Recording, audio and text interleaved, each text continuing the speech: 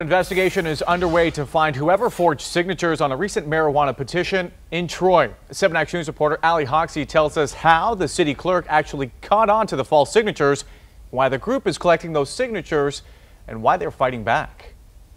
In all, there were 4,500 signatures gathered to put medical marijuana growing regulations to a vote in the city of Troy. Turns out some of those signatures didn't add up, especially for those who have been outspoken against this proposal. This is what Troy City Councilman Ethan Baker's signature normally looks like. And this is what was signed on a petition to bring larger scale medical marijuana facilities to Troy. It's clear to see they don't match. It's really awful to see your name signed on something and forged on something that you worked so hard against. And that brings us to the ironic part of all this.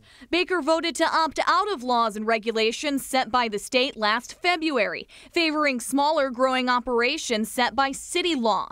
And this signature wasn't the only one that was forged. Other people who have been vocal against this measure also had their signatures falsified. We are not prepared at this time to opt in, and this is not what our community is looking for. To play devil's advocate, maybe he had a change of heart. Jim Kelly is an attorney who has been hired to represent Citizens for a Responsible Troy, a group based out of East Lansing. He says the group used a professional group they hired and volunteers to collect signatures, and that they had no ill will in gathering those signatures. Honestly, they're surprised that this has occurred. We're fully willing to cooperate with the police or the sheriff's department. The Troy City Clerk's office determined there were 2,524 valid signatures, falling short of the 2,925 signatures needed to put the issue to a vote.